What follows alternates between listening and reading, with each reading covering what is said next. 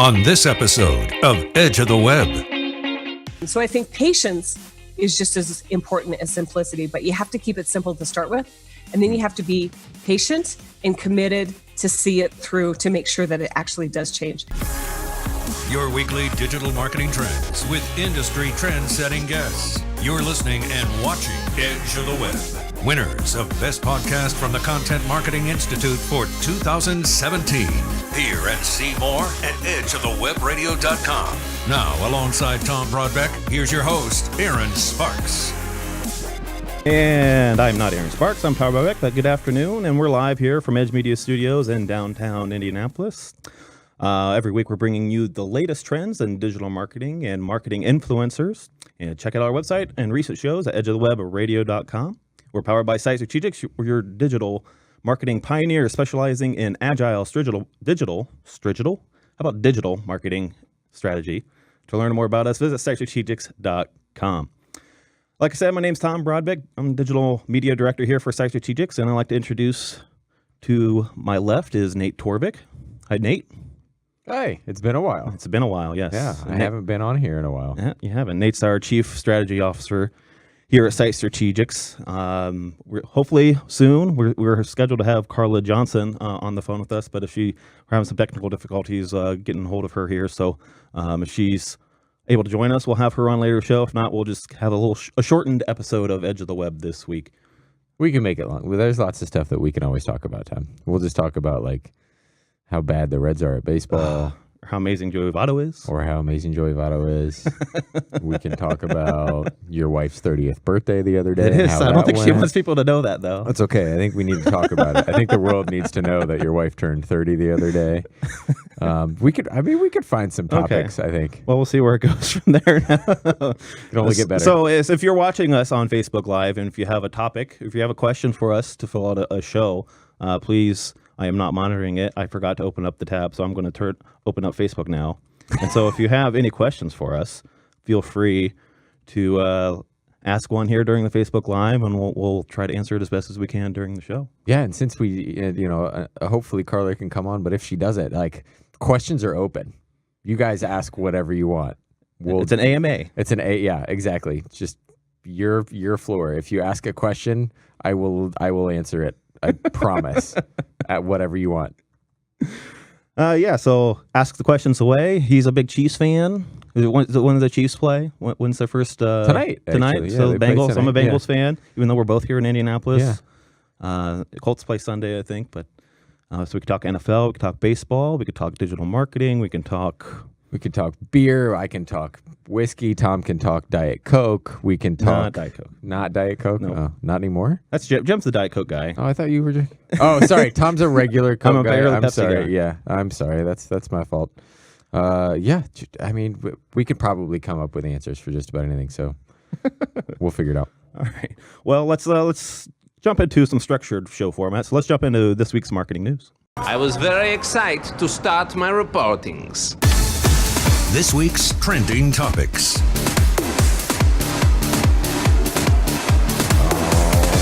All right. Our first.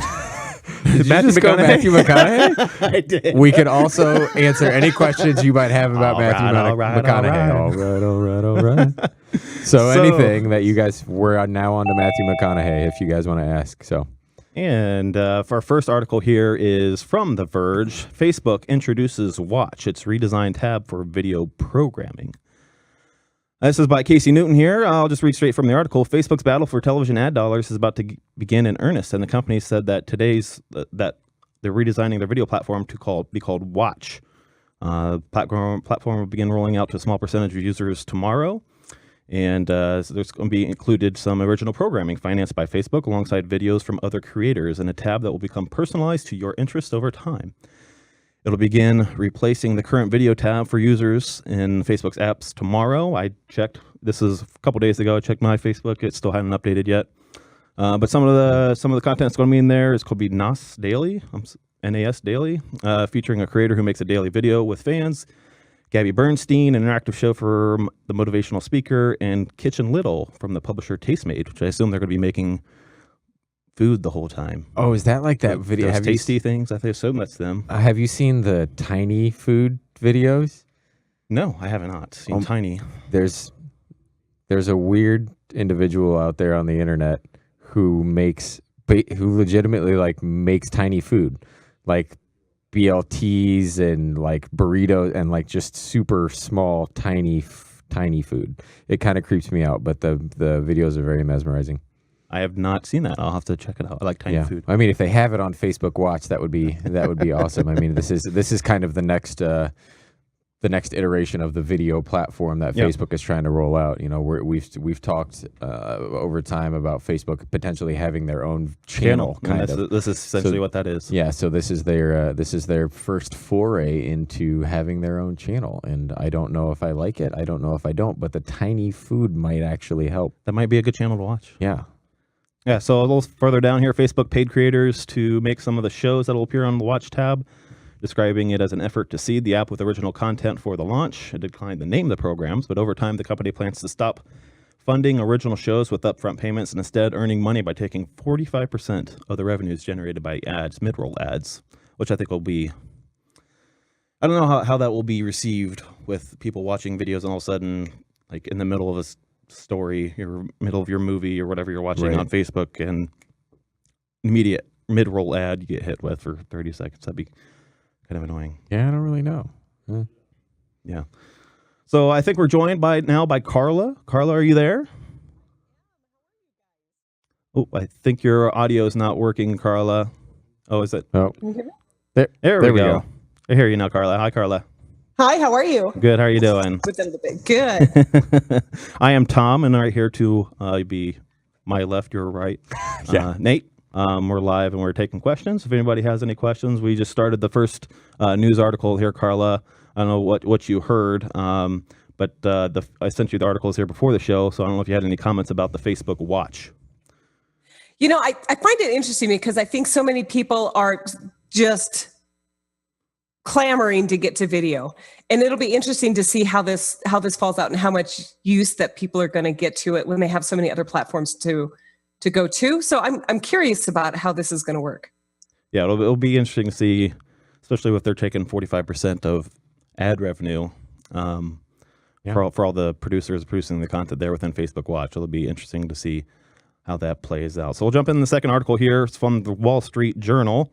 Amazon lures publishers to a new social network by paying them to post. It's by Jack Marshall. Amazon is paying publishers and social media influencers to post to Spark, the new commerce-oriented social network the company launched on Tuesday. This article is about a month ago, but I hadn't heard of it yet, so I thought we'd bring it in. So when it said launch Tuesday, it's been about a month now that the Spark has been out.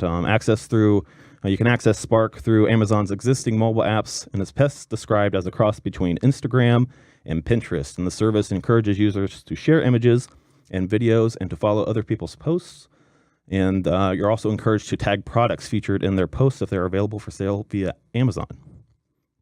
So, Nate, have you messed with Spark? Have you even heard of Spark? I haven't even heard of Spark. I don't understand how they think it's going to be. If they have to pay people to get... Amazon has too much money. Yeah. Like, there's no way in hell that you should be paying. You should be paying people. Like, oh, by the way, I'll give you $50 if you post random crap on our website. Like, what? How? How is that a business model that's ever going to work? Our social media platform, we don't know if it's any good, but we'll give you money to participate.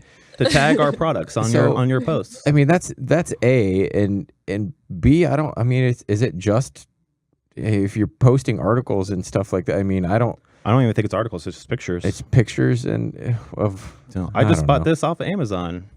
Yay! Take a picture. So now I have another. So now your Amazon wants me to go do it on Instagram and Facebook and Snapchat, and then Amazon also. I have to post if I'm inclined to post anywhere. It's probably not going to be Amazon. I don't know. Yeah. What is Bezos doing over there? Go back to making drones, man. Carla, you have any thoughts on that? You know, I see this getting insanely obnoxious really, really fast. One, like you said, the fact that you pay people to post, and then that everything that shows up is going to be tagged with something that you can buy. I just think that's commercialism at its worst point. And really what's in it for the audience. You know, if all you want to do is buy stuff, maybe, or I just don't see this turning out well. I don't think Amazon's largest focus has ever quite been its audience. I think it's mostly acquisition. How much more money can we make off of this individual item? Sure, but the more you irritate and frustrate people, they're not going to buy so much. So I don't see this turning out well. Yeah, it's almost like they are so emboldened by the fact that they have so much of the market. Yep. That they're just seeing what they can disrupt. Yeah. What's the worst case scenario? We lose a couple of users, but then they can't they can't get free 2-day shipping, so they're gonna come back. Yeah. So I don't know. Yeah, it's interesting down here at the end. It says Amazon's also aggressively courting video producers with this Amazon Video Direct platform to use Spark as well. So aggressively courting people now. Yes, too. more So money. Yes, they're paying people Paying and aggressively courting them at the same time. That's not usually how that interaction works. I don't know. When they get aggressive paid courting, then it's really going to Yes, exactly. Yes, aggressive paid courting is obviously the next step in this downward spiral. So our third and last article here is from Ad Age. YouTube's fastest growing audience is in the living room, and advertisers want in. This is by Garrett Sloan from August 7th. He says there's a great migration happening among the citizens of YouTube, and it's not in the direction that one might assume. Although most digital content producers, including YouTube, are fixated on mobile phones and producing short-form shows for audiences on the go, YouTube viewers are increasingly firing up the TV set. Sarah Ali is the head of living room products. She said their fastest growing area is the big screen. In 2016, viewership of TV screens aggressively courted 90% compared to 2015, and in 2017, viewership on TV screens is set to rise another 90%. So 90% for 2 straight years of growth of YouTube views on TV. On television. So, what do you have to say about that? I don't know. What do you have to say about that? I mean, that is a very pointed question. And Tom. I think it's I mean, that's what my viewing habit is. My wife and I are like, we got 20 minutes to kill. Let's just watch a couple funny Jimmy Fallon clips on TV, and YouTube just automatically plays through them. Yeah, I guess that's true. I know kids today, my niece and nephew, watching them a couple times, all they do is watch YouTube videos of other kids playing with toys. Right. Or random other stuff like that. And that's all they watch. I'm not a huge YouTube user. Yeah. I probably used to be a little bit more when there was individual stuff that you could, you had to go to YouTube to find it. Mm-hmm. Right. So now that I can find the same video on 18 different platforms, and, my wife's there on her phone and say, hey, watch this stupid video with this kid and this chicken. Yep. Right. I don't, those things. Recent one? But I don't actively watch it. I don't know. You've seen the video. Look at all these chickens. Or whatever. If you haven't seen it, check it out. But don't worry about it. Okay. Anyway, moving on. I don't use YouTube on my television at all, but with the increase in smart TVs and the 4K stuff, and now we've got fancy curved TVs because they can charge more money for those ones. Yeah. There's I think there's probably something to it. I'm just curious as to whether or not there's going to be a cap eventually as to like how far that can actually go.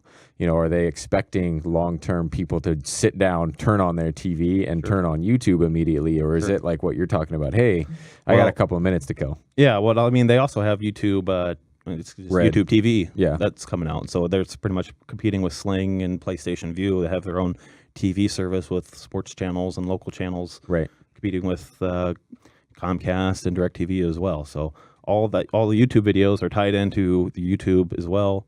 YouTube TV as well. So, I mean, I think they're kind of banking on that tie-in as well. Carla, what do you think?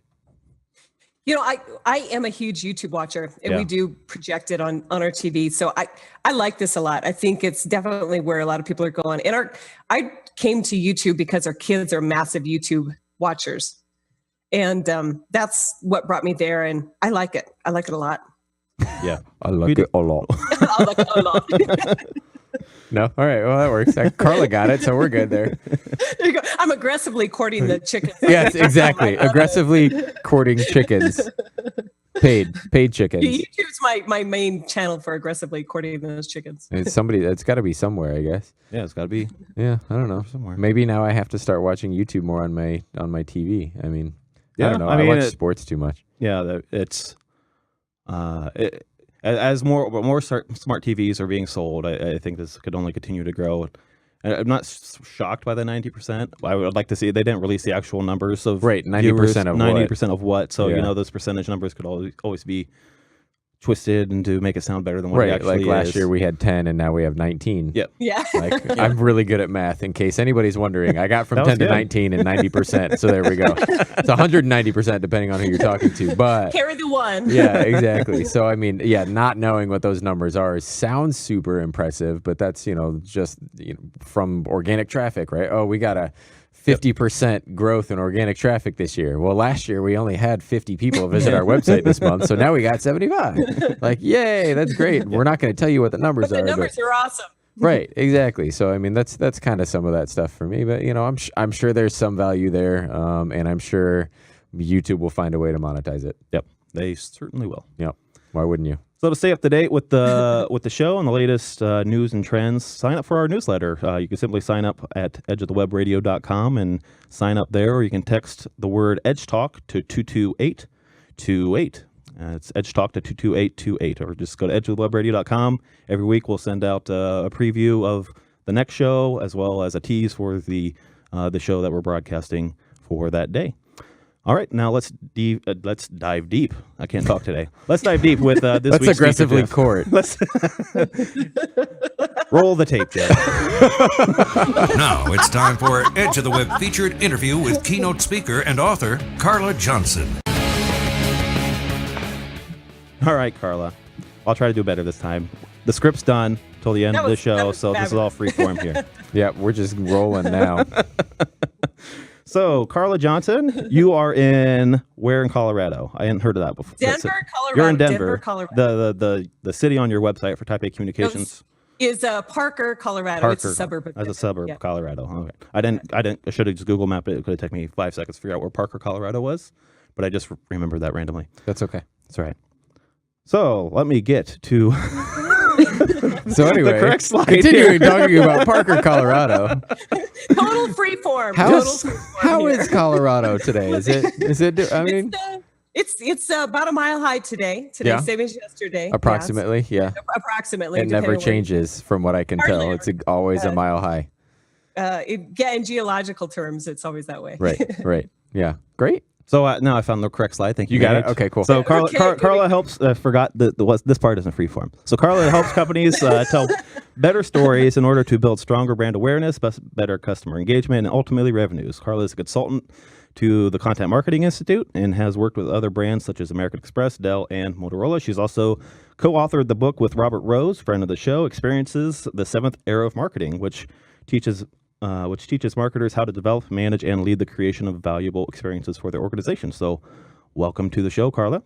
Thank you. I'm really happy to be here. That was impressive freeform, Tom. Thank you. Very impressive. Scripting. Yeah. Carla, tell us a little bit about your backstory. My backstory, it's interesting, this part about experiences and stories, because when I started my career, I worked with architects, and that was where I really got the foundation for my marketing expertise, was looking at how they created the experience based on the story they wanted to tell from a physical building. So I've always brought that forward into my career. And that's why when Robert and I started to talk about experiences and where they come from and how they create audiences and what they can do for companies to set themselves apart, that's really where I drew from. And then I look at the companies who create the most amazing experiences over and over and over again. And they have this willingness to experiment and innovate with what it is that they're doing and show up. So that's my background, and that's what I love to do. Cool. So how did you get to where you are now? You said the architects, but is that where you just went straight out of college? Or is that... Yeah, I actually started in college as an electrical engineer. I come from a family of engineers. And after 2 years of that, I decided I like to see the light of day and don't want to live in a library. And are you stereotyping engineers? No, and my 4 siblings, and I didn't even wear a pocket to protect. Oh, well, that's good. Yeah. So there was that. Went from there, went into telecom at the height of the .com boom, and worked for a company that acquired a lot of companies, built out some big networks. And what I saw was the difference between my background in architecture and that ability to tell stories throughout everything and create that experience. And that wasn't what was happening in the company I worked for. So I worked for them for 2 years, and then I launched my own company, Type A Communications, in 2001. And I focused primarily when I started out on helping companies understand what that story narrative is and then how to instill it across their organizations. Because some companies will have a story and they're great at telling it through marketing and sales, but they're horrible at getting their whole employee base to understand it.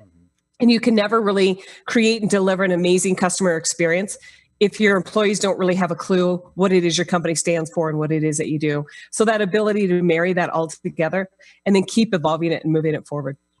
So that's how I got to where I am today. Met Robert Rose along the way in the Content Marketing Institute, who've been amazing friends, amazing teachers.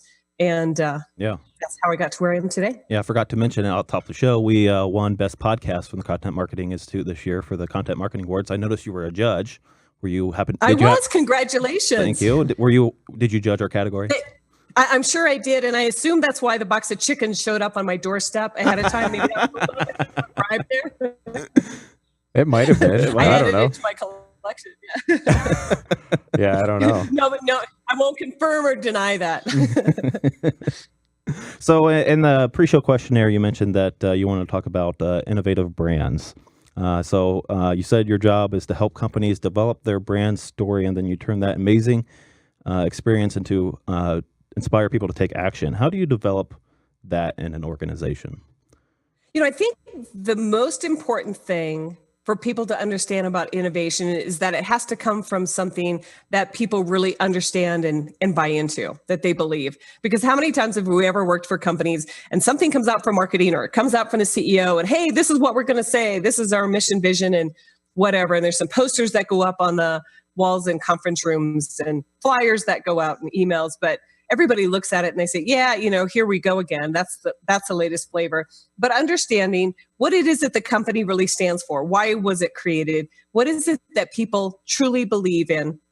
And when they get to work every day, what are they really excited about?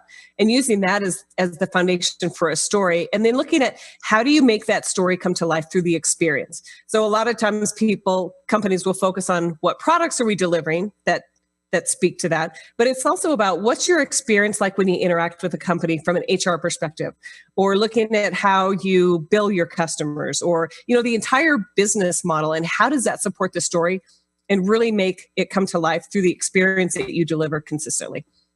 Would you say that some people have, obviously it's always difficult to start something like that, right? Because sometimes it feels like such a nebulous idea and thought and whatever, and let's overcomplicate it in our heads and try to figure out the best way to do it.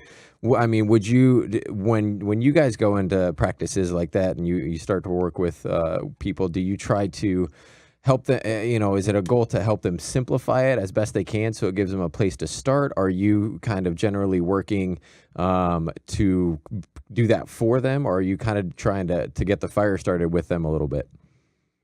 It kind of comes from a couple of different places. So simplification, that was a word that you used, and that is so key because people remember what's simple because it's easy to remember. And what companies do is they tend to overcomplicate things and they over-explain it and over everything. It takes a lot of hard work and a lot of focus to simplify things. And so when you look at, okay, how can we simplify what it is that we do and the difference that we make in the shortest amount of time, like 6 to 8 words. And that's really hard for a company because especially executives, they want to keep stuffing more and more things into whatever it is they say that they do, to make sure that you get everything in there and use all the optimize and utilize and whatever else I's words that there are in the dictionary. Right. You got to use the big, we know all but the best words. You have to use big words so you sound important to you.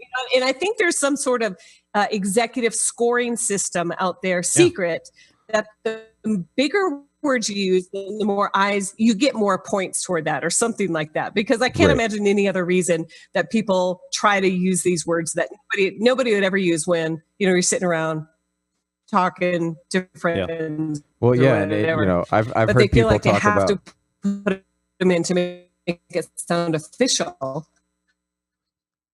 in what it is that they Yeah, you're breaking up a little bit, Carla. So I'm just going to jump in here real quick and see if you can't maybe move closer to your router or something. There we go. Okay. Is that better? Yeah. Okay. Right. There we go. Anyway, Okay. sorry. Continue. We didn't want to kill your groove. You were on a roll there, and it was just kind of like, well, but and hang it up. You know that's me thinking as I go along. Right. You're trying to think of all those big words. Exactly. Yeah, Exactly. I get it. So keep it simple. Right. And then what you do is, okay, if that's how you talk about yourself today, and how do you want to talk about yourself? What does the ideal story or narrative look like? And then what's that gap in between? And what is it that you need to fix, change, retell, readjust that bridges that gap that you have to work toward? So it's not a come in and on Friday you talk about yourself in this way, and on Monday you're going to talk about yourself in a completely different way. It's a transition into that new role, into that new story. And that does take time. So I think patience is just as important as simplicity, but you have to keep it simple to start with. And then you have to be patient and committed to see it through to make sure that it actually does change. And that's what a lot of companies aren't patient with. We did it. We have the strategy. Now just make it happen. Gotcha. And it takes time. So what's the one, what's the kind of fun question here? What's the one word that you see in somebody's mission statement that you're like, and you want to choke them because it's like the most overused? Was there one word that you just hate and you're like, get that out of there? I've got one. I'd have to say optimize. Okay. Optimize. I was gonna say synergy. Oh yeah, that's probably viciously irritating too. I know, right? Oh, like it hurts me physically when people say synergy or any synergistic, synergize. Ugh. Yeah. Optimize the synergistic characteristics of the of the aggressive courting. Yeah. Exactly. Yeah. Well, and that's when you talk to people and it's just like use the stupid easy word, right? Like people a lot of times will say, "Oh, we need to utilize this and we need to optimize that and we need to synergize." And it's just like you could use the word "we need to use this." Like there's a 3-letter word that you can replace the 7-letter word with that just sounds, it makes it's easier to communicate, obviously. And it doesn't immediately turn people off. Like, oh, well, now they're trying to make me feel dumb or, I don't know why they can't just talk to me. It's just like a piece of content that you're writing and you're trying to talk to the end user. And if you use a bunch of massive words on somebody that's trying to purchase a product or somebody that you're trying to get an idea across to, so maybe they'll pick up the phone and call you or something like that, you don't necessarily want the giant words because they don't know what they mean or how they all work together. They just want you to tell them what it is that you want them to do so that you can get them to the end goal.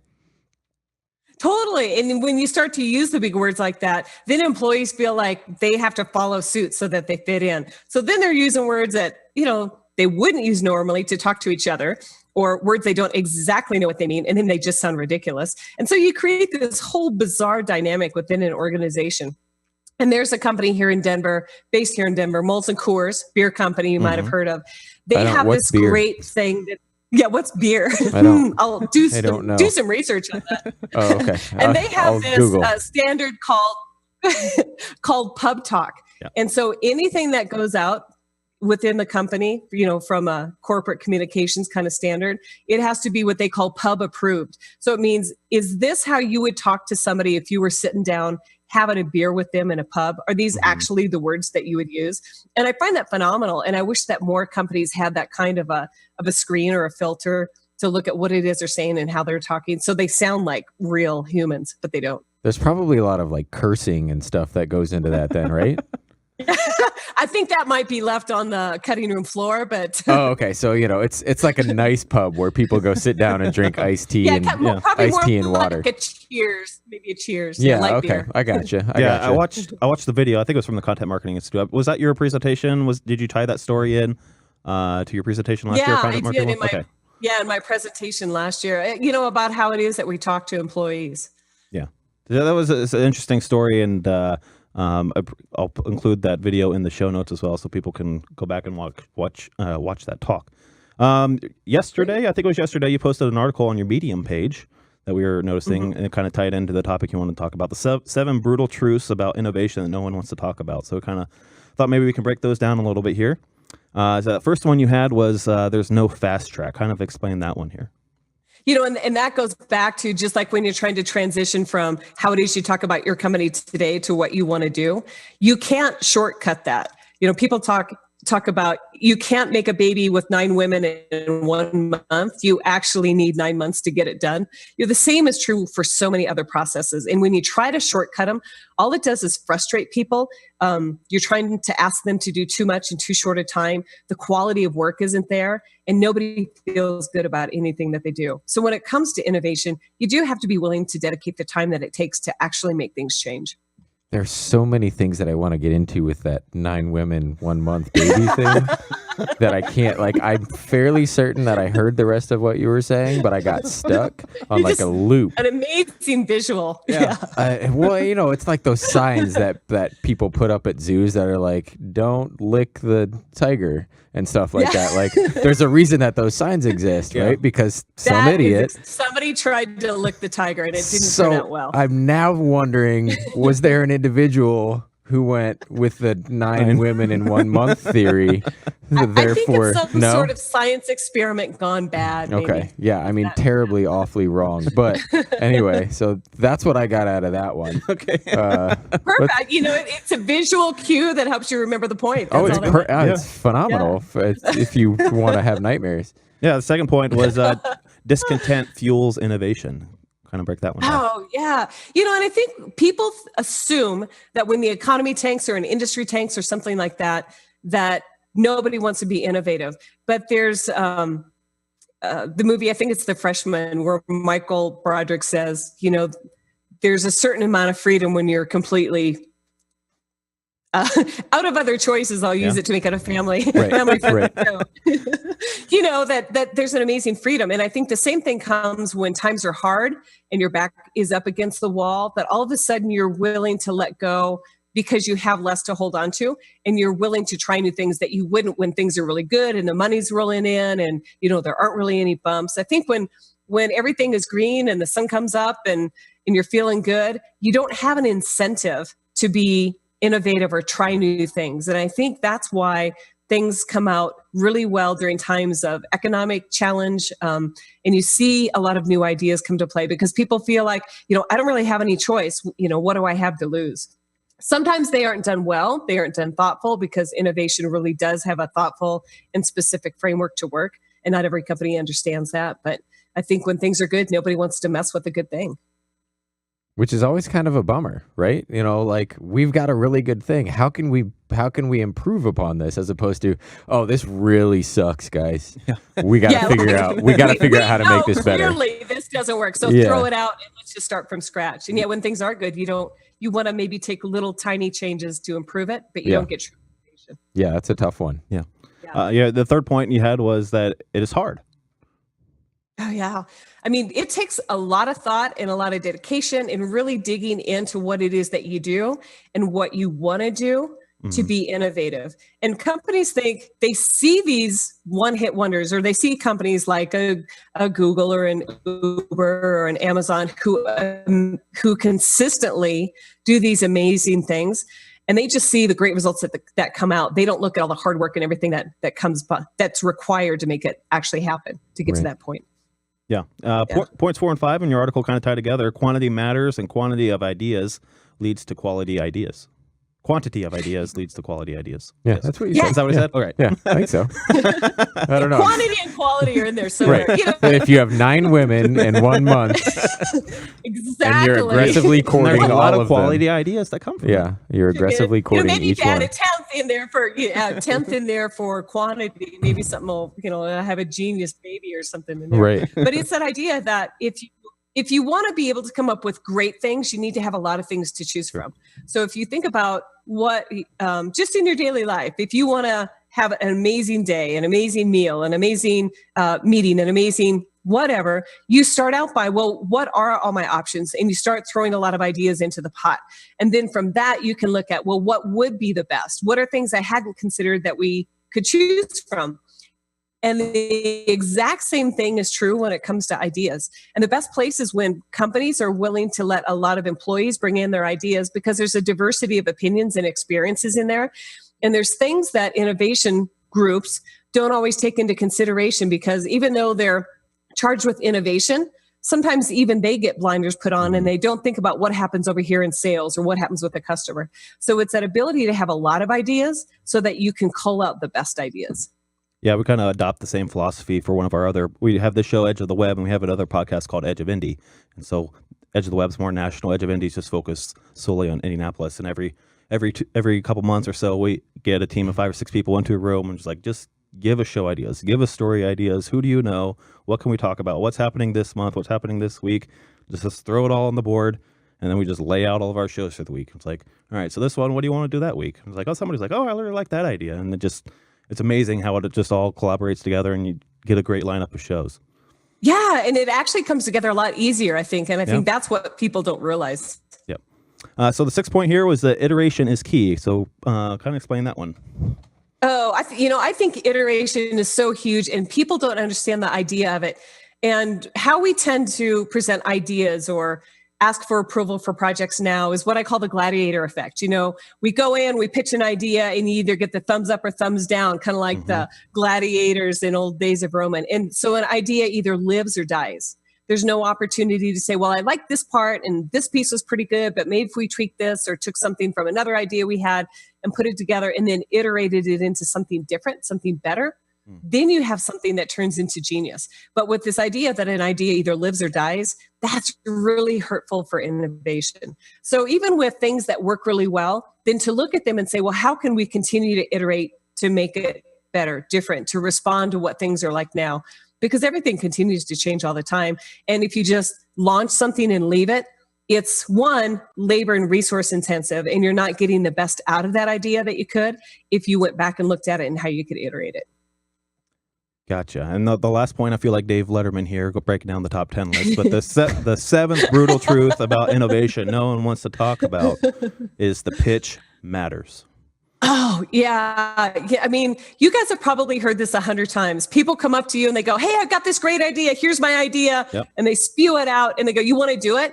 And you're looking at them thinking, where this is just insane. How could you ever think that this could work? Right. Like, how long have you been drinking? Exactly. Is what I would go with. But, your idea is good too. But if you think that's good, maybe you haven't been drinking long enough or something like that. Also true. Yeah. Or why didn't you offer me any? Yeah. Bring me along. Very rude.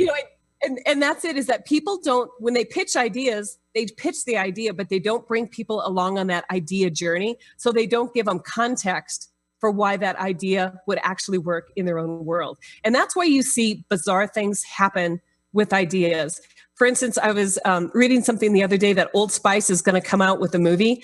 And I'm thinking, and they're listing all the cast of characters, and everything is so disjointed and so weird. And I'm thinking, again, this isn't going to turn out well.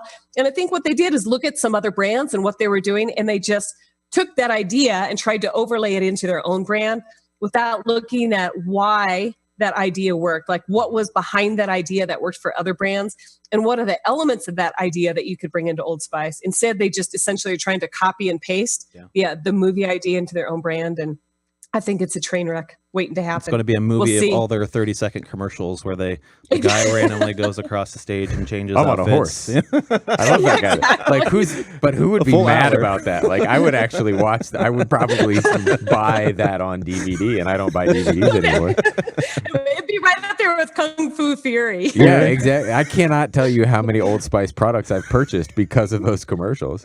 Like, I wish that I was a more proud individual that I didn't do that and fall prey to that.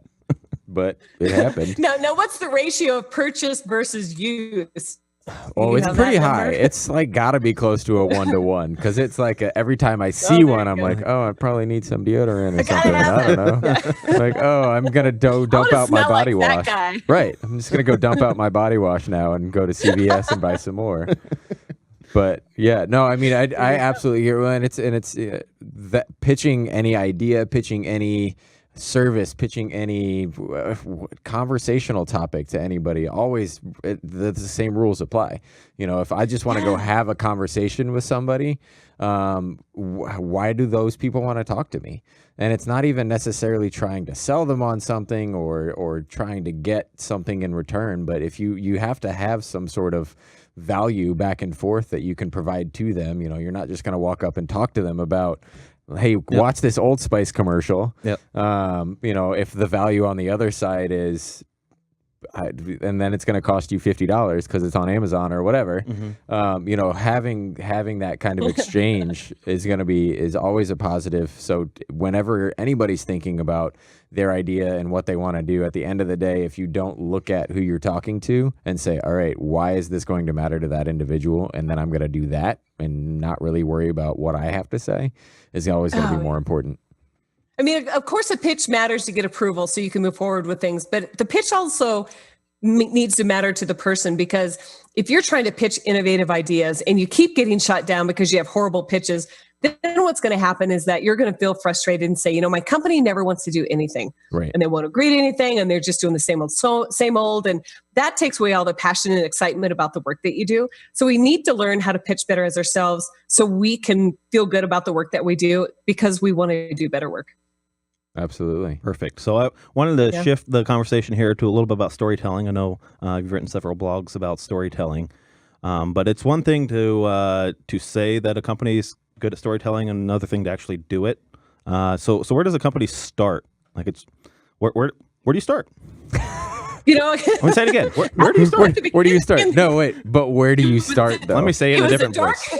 Right. But where do you start? No, but where do you start? It was a dark and How stormy you doing? night. Anyway. Once upon a time. Little Joey there. Right, exactly. There we go. See, we get along quite well. Exactly. That goes back to what it is that the company does that's different and unique and distinct. And that goes back to the brand purpose. So what is it that a company does that's unique and different that nobody else in the market can do? So it doesn't matter how long a company has been in business. Every company was started because the person who started it believed they could do something better than what was out in the marketplace. I mean, I know for me, that's why I started my company. So if you go back to the roots of what it is that company owner wanted to do to start the company, what was the difference that they wanted to make in the lives of customers? And sometimes that's hard to articulate because it feels like you're looking forward and it's big and hard to identify and articulate. So if you reverse engineer it and you say, well, if we shut our doors, if our company went away tomorrow, what's the hole that would be in the market? So if you can't answer that, you can never truly tell an amazing story or a distinctive story, because otherwise you're just the same as everybody else. But if you go back and you are able to identify and articulate that brand purpose, that's the foundation of what it is that you do as a company and why you matter. So once you understand what you stand for, then you look at who are the people who you would serve because of that. Who's your customer base, who's your market, and then look at how you then tell that story to them in a way that will resonate. What are their pains? What matters to them? So that it's always customer focused. And then you start to look at, now, where do we need to tell the story? How do we need to tell it? Then we get into top, middle, bottom of funnel, customer retention, HR, and all of these other things. But you have to understand what it is that you stand for first as a company before you can tell a story that's differentiating. Is there a brand out there that's doing a spectacular job of storytelling that you wanted to share a couple examples with? Or yeah, the brand that I just absolutely love, and I've been following them for years, is Emerson. And they've done a phenomenal job of bringing this behemoth company that had 30 different sub-brands, bringing them into one brand, one story, telling this unified story, and then telling it over and over, and then evolving it as the industry evolved. And they focus it, what's the difference that they're making in their customers' lives? And it's a lot about innovation, not just products. And so when they look at what are the biggest problems that their customers have, and that they're the ones who solve them, they go beyond just their products that they sell. And so they look at, how can we do business better? How can we innovate? How it is we even bill our customers, or something that seems kind of inane, because how much money do you make if you're not actually selling a product? But companies can make a lot of revenue if they make doing business with themselves as a company easier. Because if it's hard for you to interact and pay bills and find out where your product is and things like that, that hurts your revenue. It doesn't matter how great of a story if at the end of the day you're really hard to deal with. So if you take that story and then infuse it everywhere and go back to simplifying it like we talked earlier, that makes a company easy to do business with, and it makes people easy to become involved with that story and believe it. Gotcha. So I can picture the Emerson logo, but I don't know. What does Emerson make? Are they make like appliances and everything? No, so they're industrial engineering. So if you think Okay. about climate control devices in the Arctic, or meters that measure pressure systems in offshore oil Gotcha. drilling So and things super like that. expensive appliances. Yeah. Yeah. Isn't there And you and I would an probably appliance? never use it our own. No. Yeah. We will never be able to afford those appliances. But Nor would we want to. I mean, no. So to tie storytelling into your book, how do you tie in experiences into storytelling? then you look at that story, and then how do you bring it alive as an experience? So what Emerson did is they looked at what was the biggest challenge that they have in their industry. And if they're looking at innovating the industry, a lot of what they see as a challenge is talent. So they took the idea of science, technology, engineering, and math, STEM, and they said, we actually love STEM. And a lot of people look at science, particularly in late high school, that it's geeky and it's not really fun. It's not one of the cool majors. And so a lot of students they saw dropped out of science majors and went into other things. And they found that their own industry was having a really hard time recruiting engineers into their businesses. So the engineers who were graduating were going to companies like Google and Netflix and Apple, like cool companies. So they wanted to make it fun and actually sexy for people to go into science as a career, and to make it exciting and to show what things happen when you go into science, technology, engineering, and math.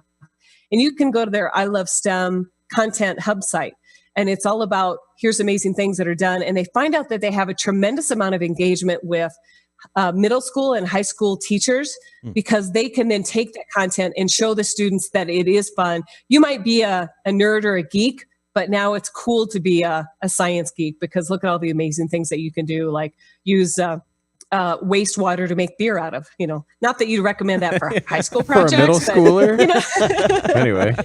So we know projects. So we know where Carla's head's at. So that's good.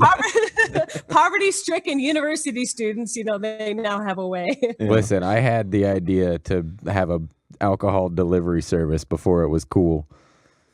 But anyway. Oh, by drones. Yeah. Or chickens even. We didn't have drones. Yes, chickens I could do. You have to ride the chicken. Never mind. Anyway, I don't know. I got nothing. I don't know where I was going with that. Sounds pretty capital intensive. Yeah, it's very expensive. The chickens don't make it very far.